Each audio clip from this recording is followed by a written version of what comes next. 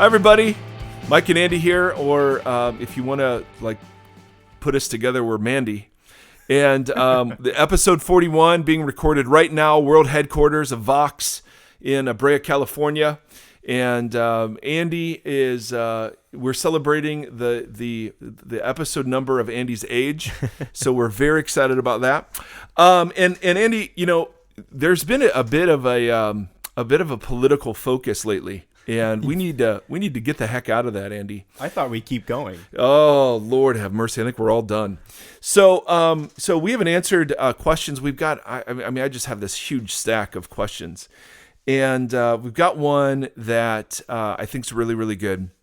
So this gentleman emailed me, I don't know how many weeks ago, and I just thought, wow, instead of, it would require half a book to respond to the excellent questions he was asking. So we're going to do half a book on a podcast. Yes, right now, an audio. So this will be an audiobook.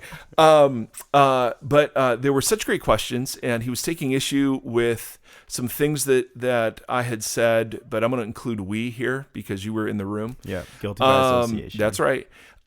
In an episode called "Is Jesus Pro-Gay?" Was Jesus pro-gay? I actually had to go back and listen to it because I didn't even remember what we'd said.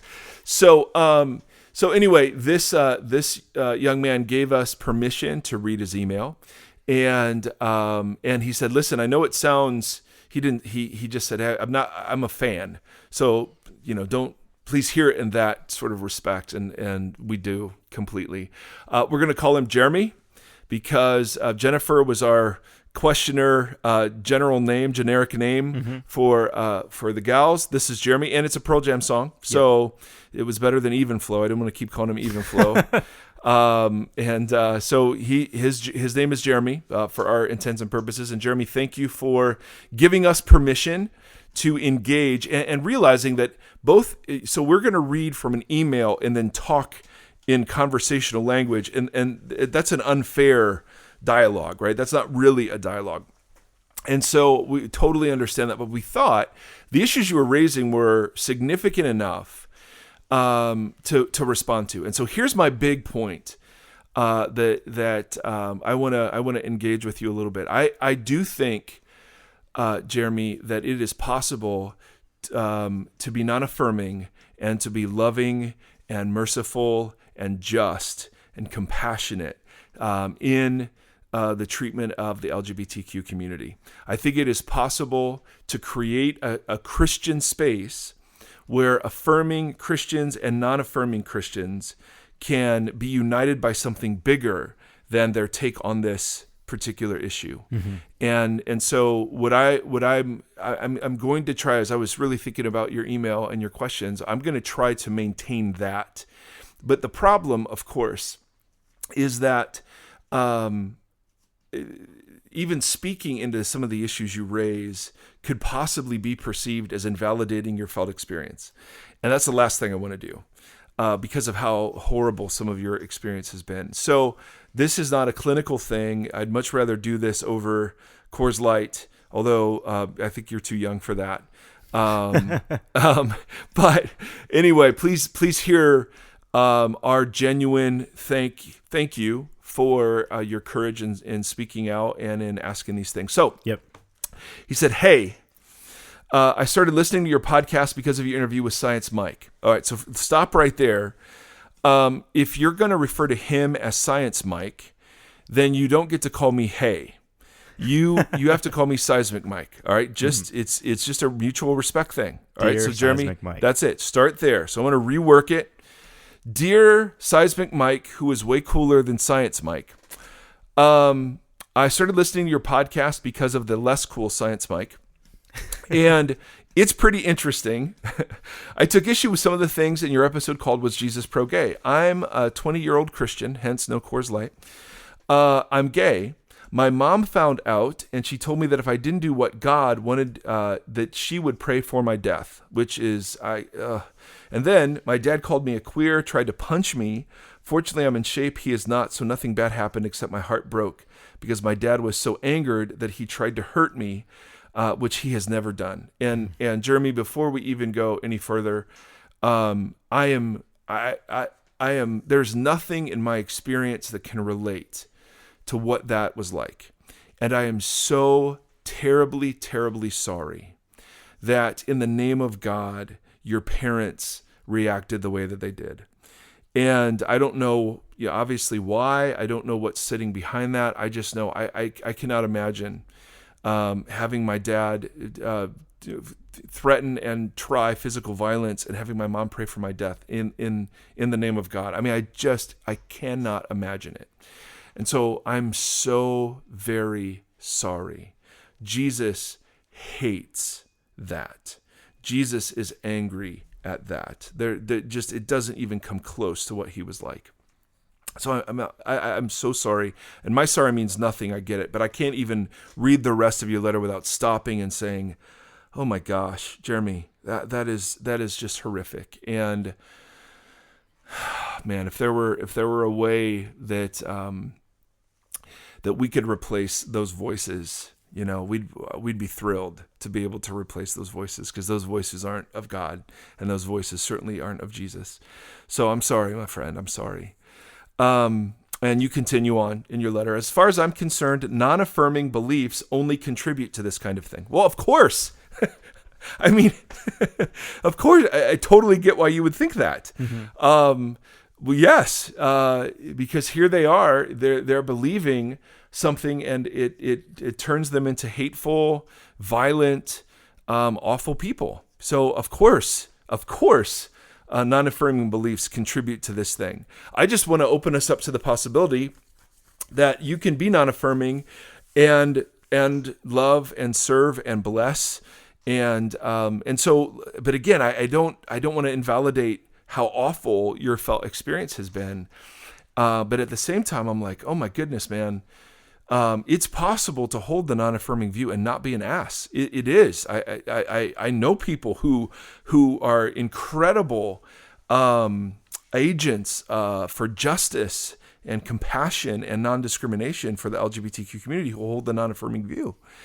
And so I want to just open us up to that possibility, even though obviously you've never experienced it, or at least in that context you haven't experienced it. You say, I do not believe that someone who has fully absorbed the indignity and pain that queer Christians experience and think that non-affirming beliefs are compatible with justice and mercy. So what I hear you saying is, listen, if you knew what this was like, there's no way you could hold that view because of what it does. And I would say that may be true, but I also think there's a difference between holding a view and how you hold that view. Mm-hmm. In other words, I may think that drugs are wrong, but because my brother is a drug addict, which he's not, I may, I don't see him as a drug addict. I see him as my brother, and I'm fully invested in loving, serving, blessing his life, and that my view on drugs does not in any way inhibit the love that I have for my brother. Mm-hmm. And I see in Jesus this beautiful thing where he's clearly dealing with people who were fallen and sinful. So the woman caught in the very act of adultery. Adultery was one of the most heinous sins in first century Judaism.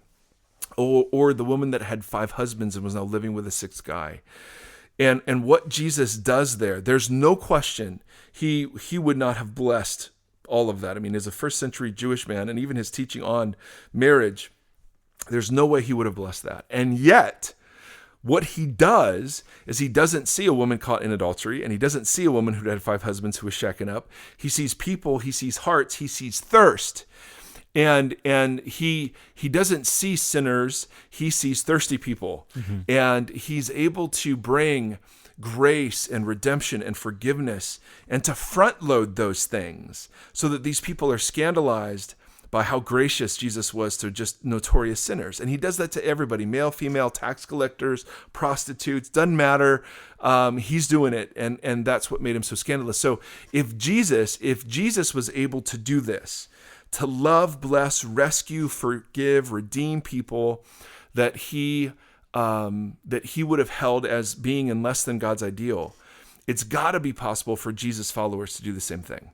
That is a huge. That's something huge. I wanna fight for in this whole conversation. Then you say, I also think that the way you articulated affirming arguments was really, really bad. Please don't take offense. I don't take offense because you are asking wonderful questions in a very kind way. I mean, no personal attacks. You made no judgment on me. I mean, so thank you. I mean, I love engaging in this kind of things. And I'm so open to being wrong because I'm wrong a lot, according to my sweet wife. Now, so I had to go back and listen to the episode because what I was saying in that episode was, listen, if Jesus were coming, he would speak truth and grace to both sides of this issue. He would speak truth and grace to the affirming side. He'd speak truth and grace to the non-affirming side. And one of the things he might call out on the affirming side, and this is where you're reacting rightly, was the idea that we live in a culture that worships sex and sexual fulfillment. Now, I said, but it was quick, and I didn't do a good job reinforcing this point, that was true of all sides.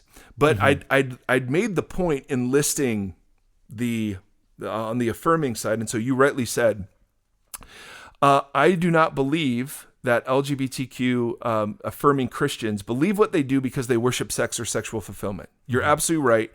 And if that was the implication of how I said what I said, then I'm wrong. I wasn't making that judgment. The judgment I was making was that I think Jesus would call out the rampant on every side of the issue, the rampant belief that anything that inhibits sexual expression is by definition wrong, unless it's consent or harm of another. Right. In our world, whatever floats your boat, whatever turns you on, whatever is automatically a good thing, if it's true to you, unless there's no consent or unless it harms another. So those are two good boundaries. I was trying to open up the possibility that Jesus would say there are other sexuality is bounded by other things too, and that's not harmful, even though in our world, sexual fulfillment is an end of itself. In the biblical view, sex is a signpost to something bigger. It's a pointer to another reality. And one of the ways we idolize sex is we make it an end in and of itself.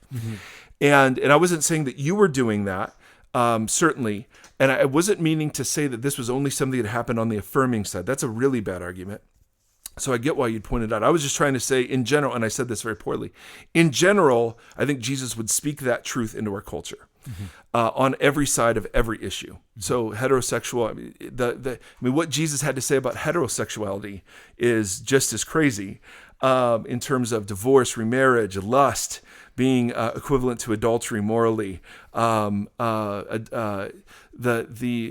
a world where you could divorce somebody for any and every reason, Jesus holds up this creational view of what God intended. I mean, it was crazy, radical stuff that Jesus was saying. And it was so radical, the disciples even said, well, then it's better not to be married at all. Right. That's how crazy some of the stuff he was saying. Right. So all that is to say, yes, as I don't hear affirming people making that argument, and I was not intending that to be a critique of an affirming argument that I'd heard. I've never heard that. I'm just saying Jesus would speak into the sexual craziness of our age by saying sex is a signpost. It's not the end of itself. Right. So then he says, if there are those folks out there, I've never heard of them.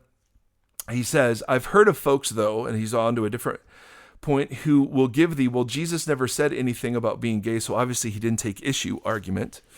But that does not represent the more scholarly side of affirming argumentation. And absolutely right, I was not interacting in any way, shape, or form in that podcast with the scholarly side of the affirming view. I've read a ton of the affirming scholars.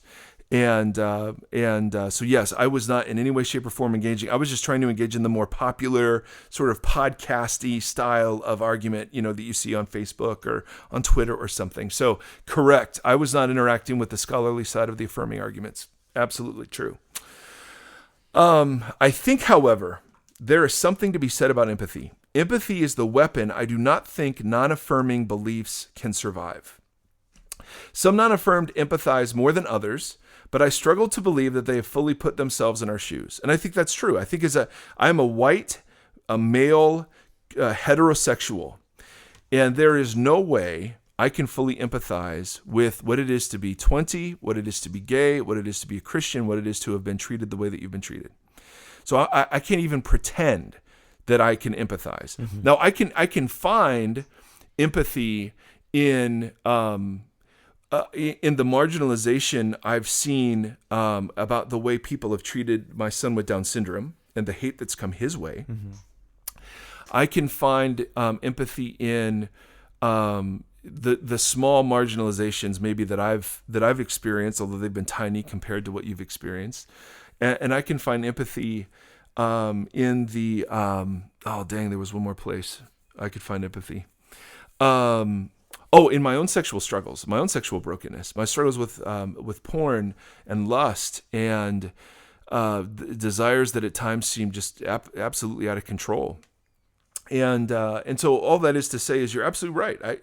Empathy, like the more people that you know who are same-sex attracted, the more empathy you're going to have because you hear the horror of some of these stories, and you're just absolutely right. Mm-hmm. But I do think I just want to say, man, I think it's possible for people who hold the non-affirming view to actually love you and be for you and be committed to you. Mm-hmm. And I want to keep holding that possibility. And so you go on and you say, love what you said about our identity being in Christ. I don't know many gay Christians who would think that their gay orientation is before their identity in Christ. And I don't know about that. I don't know. I've come across in my for the last 20 years have had I don't know 50, 60, 70 conversations with different individuals at different points in the journey. And I don't know that it's true that identity in Jesus is always before identity as an L, a G, a B, a T, a Q. I don't know that that's always true. Mm-hmm. Or express. Yeah. And I don't even know if it's true on the non-affirming side. I mean, the test for anybody who's a follower of Jesus, one of the ways you can determine what's prior than something else is, listen, if Jesus called you to give up the thing that's closest to you, would you? Mm-hmm. So if Jesus, and I'm not saying he is, but if he called you as a 20-year-old gay man, if he called you to a life of celibacy, if he did, I'm not saying he is, if he did, would you?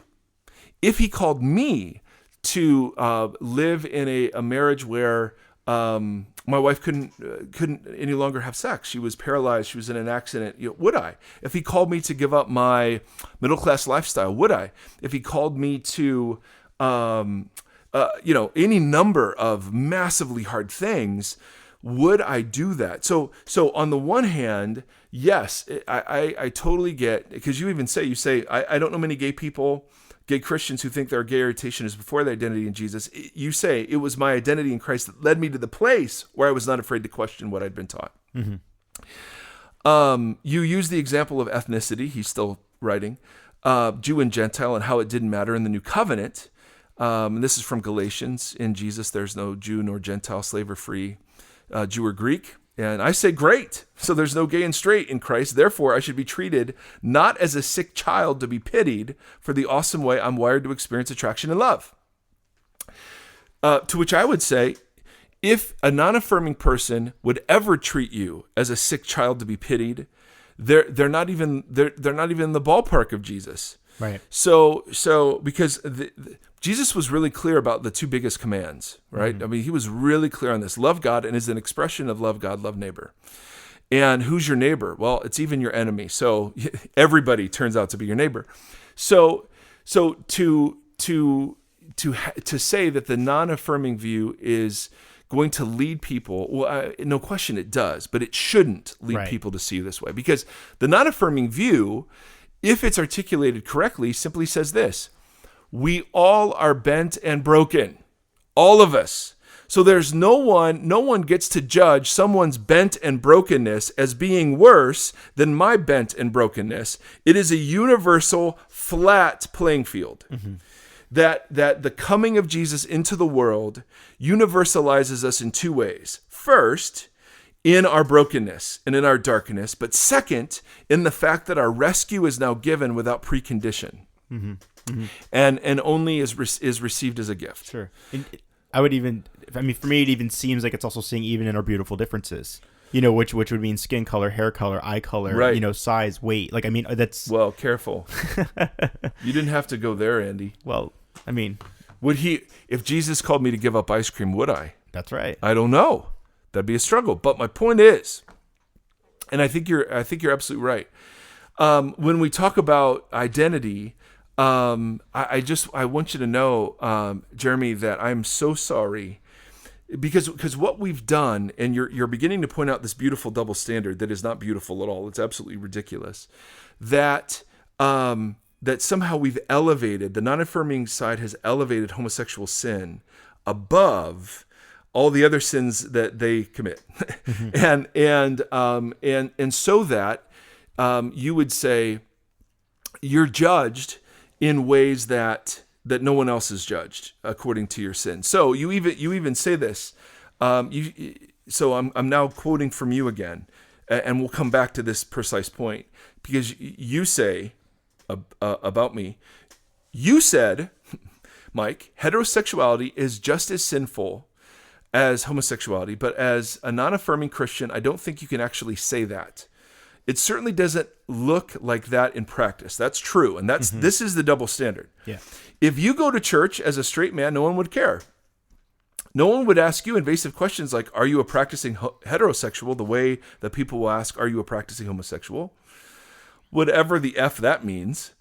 No one would ask if a woman molested you as a child, which is an upsetting question, but especially to those of us who've been sexually assaulted. Yep, no one's going to ask that. If you announced you were getting married, everyone would celebrate and you wouldn't be excommunicated. For the gay person who is non-affirming, what she must believe is that sexual orientation leads to nothing good. And there are some Christian non-affirming people who are gay who say that. Mm-hmm. They choose to live in celibacy and so on.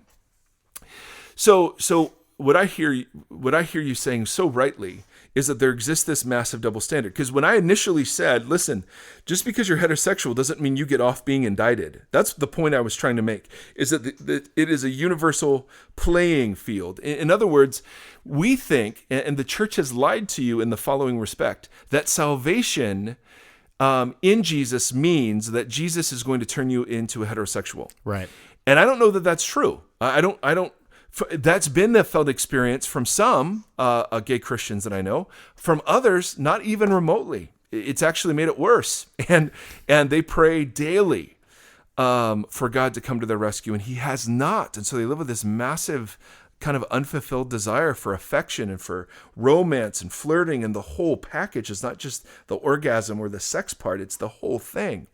And there's nothing in me that can understand what that is like. Because even in my celibacy, I've always had the possibility of blessed fulfillment, right? Sanctioned fulfillment. And so you're saying you don't get that possibility in the non-affirming view. And not only that, but the non-affirming view, in the non-affirming view, there are these massive double standards where, if a divorced couple comes in, there's no outward display of that. And so, no one's asking them about, well, were you inappropriately divorced? Although Jesus talked a lot about that. Right.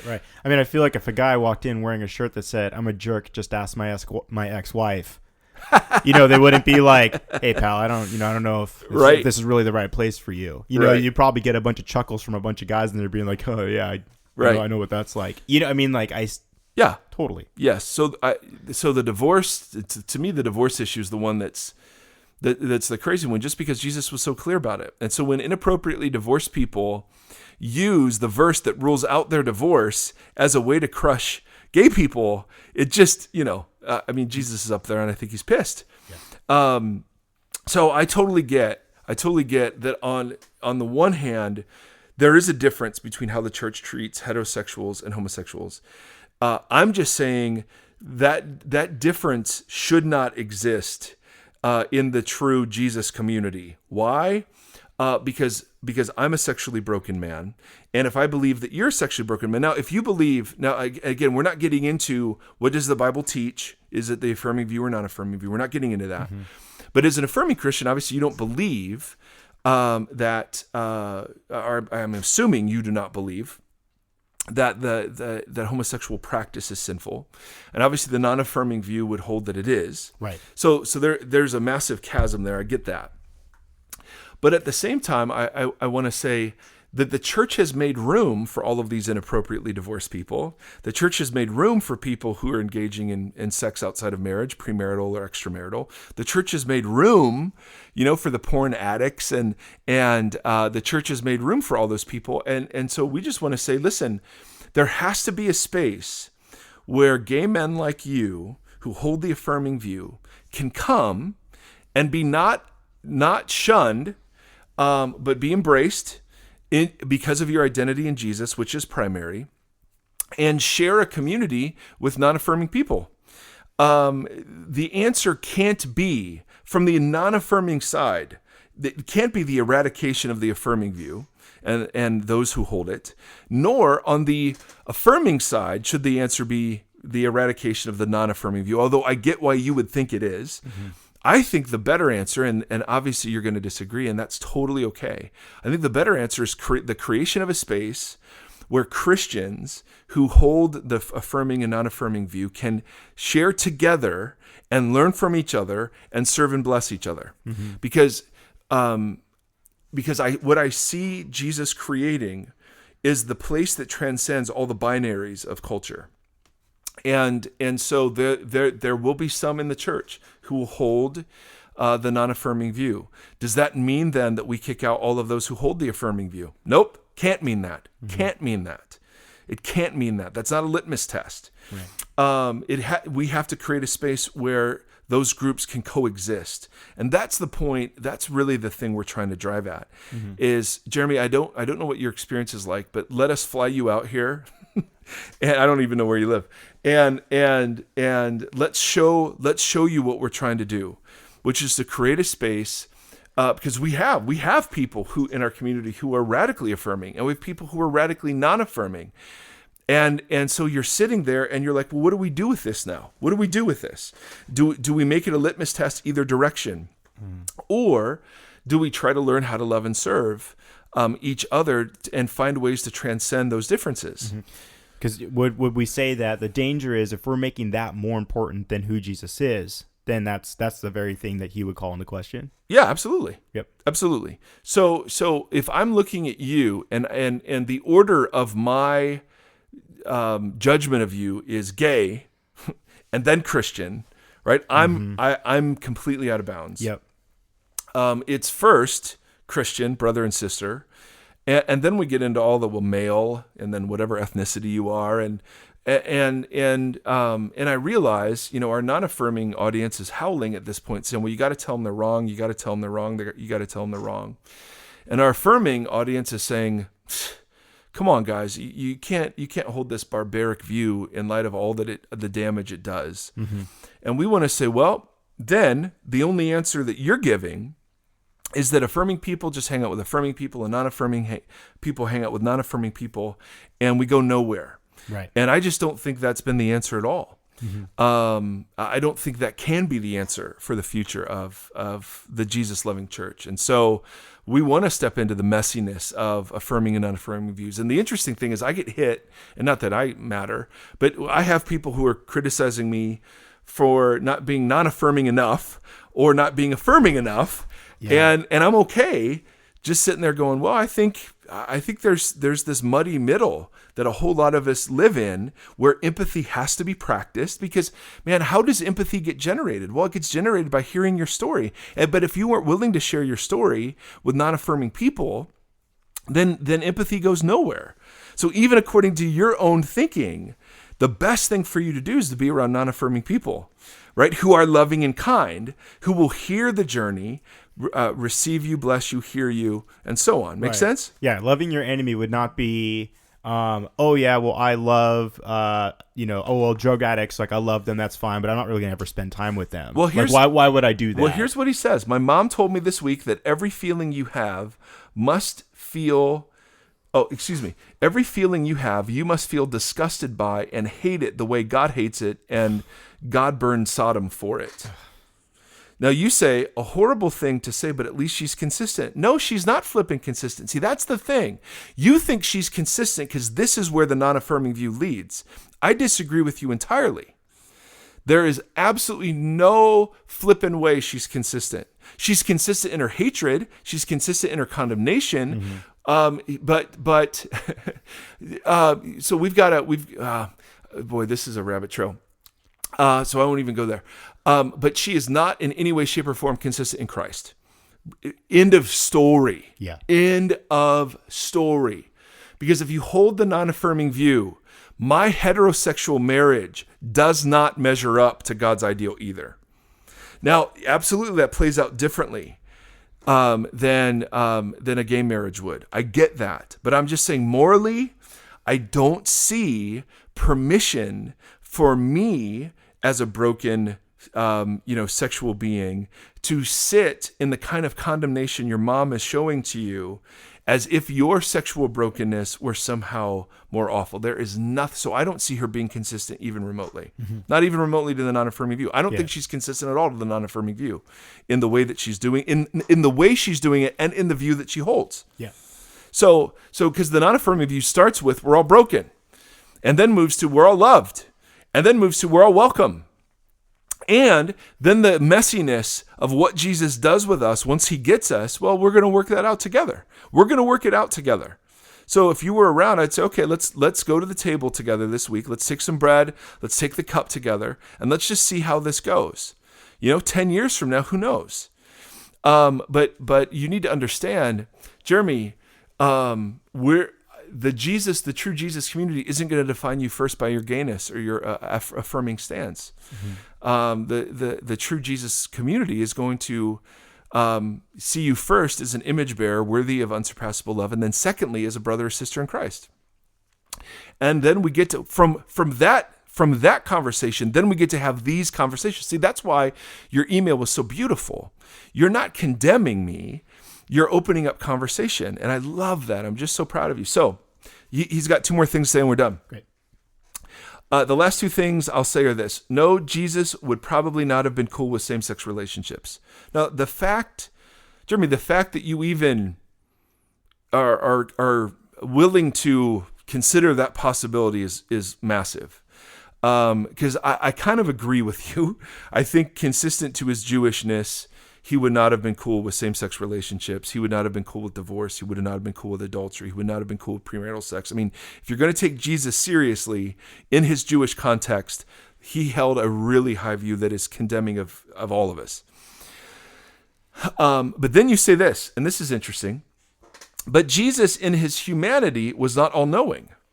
He learned and evolved. I think for Jesus, his perfection is not about his knowledge, but that if Jesus were faced with the question of slavery or the reality of LGBT people, that he would truly and fully put himself in their place, which would result in a change of his mind.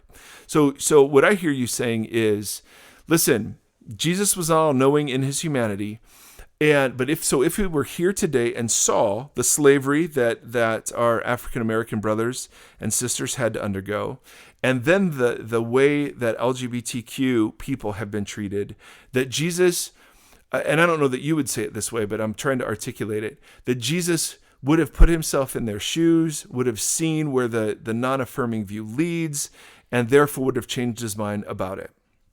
Now that is an interesting point that is worthy of an entirely different podcast. So whether or not Jesus was all-knowing in his humanity is a really big theological question, because there are sometimes Jesus will say things like, I don't know when the Son of Man is returning, only the Father knows. There are other times Jesus is able to read thoughts and predict the future, and so man, that is a massively, massively huge point. But I've never heard. Because the thing that you've been threading throughout your whole email is this idea of empathy, that if you were really empathetic, you could not hold the you could not hold the non-affirming view. Thus, Jesus would not hold the non-affirming view because he's empathetic. That's what I hear you saying. And then you say the second thing is, even though I disagree with you, and I hope and pray that your side of this will utterly and completely fail, just as much as the pro-slavery stream of Christianity has utterly failed, I think God calls us all to wrestle with these things and doesn't always give us an easy answer, because he wants us to learn to love one another in disagreement. God bless. Oh, talk about ending on a freaking high note. Mm-hmm. Jeremy, That's it, man. Yeah, that's the point. You just made it. That's the point. Beautifully. You could have saved us all half an hour or however long this is. No, buddy, listen, I cannot in any way, shape, or form put myself in your shoes. I don't know what it's been like to walk where you've walked. I am grateful that you, at least in this last paragraph, are open to the idea that non-affirming people can love you, can respect you, can serve and bless you, and that we can live together from two different sides of this. That to me, man, that's the point. And you so beautifully write that. I'm so grateful. And because on both sides of the issue, right, we've got to move from the space that demonizes the other, that dehumanizes the other. And the only way to do that is by this empathy that you're talking of, hearing our stories, sharing our stories, sitting in tension. And it is totally messy, man. So Jeremy, well done. I could be wrong on so many of these things, but I'm grateful that you gave us permission in a unfair environment to you to use this as a way to explore some of these topics. So when I emailed him and I said, "Hey, we're going to be recording on this," he's like, "Great, can't wait to listen." So if that's still true at the end, I'll be very thrilled. So let me say this to Jeremy and to all of those. We have a lot of listeners who are either affirming because they're affirming and practicing LGBTQ folks, or they're heterosexual and they're affirming. And they're affirming. One of the reasons they're affirming is precisely because the non-affirming tropes have treated that community so badly. So let me just say thank you for listening and thank you for entering into the muck with us. I try to be really cagey with what my particular view is, only because I think it's impossible to create space for affirming and non-affirming folks if I'm consistently beating one side of that or not. The part that I'm willing to beat up always, in me and in everybody else, is the what the non-affirming view can do to people, and we just are so utterly opposed to that. So all that is to say, Jeremy and many others, thank you for walking in the interesting tensions of our day. There are so many things that the Bible doesn't specifically address. And as we try to walk these and work these things out as Jesus people, it's really hard to do. And it's really hard to do it in ways that don't hurt others. And so just so you know, man, we're grateful for the opportunity to speak to you, but to many who are sitting in all these tensions. So back to kind of the standard close. Andy, you have anything you want to add? I have many thoughts. I think we'll I think we'll end it on that. I mean, the summary thought that comes to mind is that there's two thoughts. Affirming and non-affirming seems to hold itself in objective belief and stance, and it seems that if those objective stances became an emotional outworking that superseded identity in Christ, that's the very thing that Christ would call into question. Like yes. It's like when those objective views become more important than what Christ actually calls us to, then there's something compromising about the view, no matter what side it's on. Exactly, you're right. So if I'm holding the non-affirming view in a way that causes me to say the things that have been said to Jeremy, then Jesus would come smacking us around no matter how right we think we are. Right. And on the other side, if this conversation becomes the most defining part and supersedes identity in Jesus, Jesus would come and invite us to put that conversation down. That's right. And I think that's the thing that no one escapes an encounter with Jesus without first being surprised by how radically we're loved and shown grace. And then in that grace, being called to lay down anything that gets in the way of followership. Right. That is so clear in what Jesus does. Yeah. And so we call it grace before truth, that Jesus Jesus envelops us in a scandalous love. And then in that love, as it confronts our nakedness, and I don't mean that in any sexual way, I mean that in our unfiltered, unpretensed self, we realize that he invites us into far deeper water than where we've been willing to swim before. Yeah. So all that is to say, Jeremy, we're super excited to hear what you think. Maybe we'll send you the file first. I don't know. Maybe we'll do that. Okay. And you get first crack at it. And but don't hate on us too bad, or then we'll be scared to release it. No, I'm just kidding. We're gonna do it anyway. We are gonna do it anyway. Yes. But all that is to say, thank you.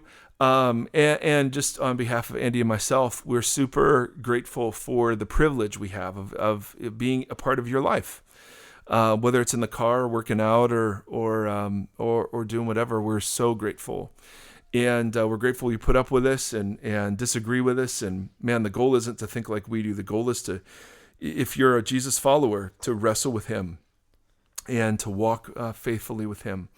And so to the degree that helps, that's our prayer, is that our meager efforts would help the cause in one direction or another. So if you're apt to leave reviews, man, iTunes is super important in getting traction for the podcast. We're on Twitter and Facebook, and then subversivekingdom.com, which Andy's someday going to dismantle. And put a better profile pic of yours truly up there. Although the best angle for me is in the dark. So anyway, may the Lord bless you and keep you. May the Lord shine his face upon you and be gracious to you. May the Lord lift up his countenance to you, to all of us, and to give us peace in these days. Amen. See you till next time. See you next time / until next time, or see you till next time. Thanks for listening to Vox, the Mike Geary podcast. Be sure to like Mike on Facebook at facebook.com/official Mike Geary. Follow Mike on Twitter and Periscope at Mike Geary for live interaction and ongoing Q&A. Don't forget to visit subversivekingdom.com for further engagement and information about Mike.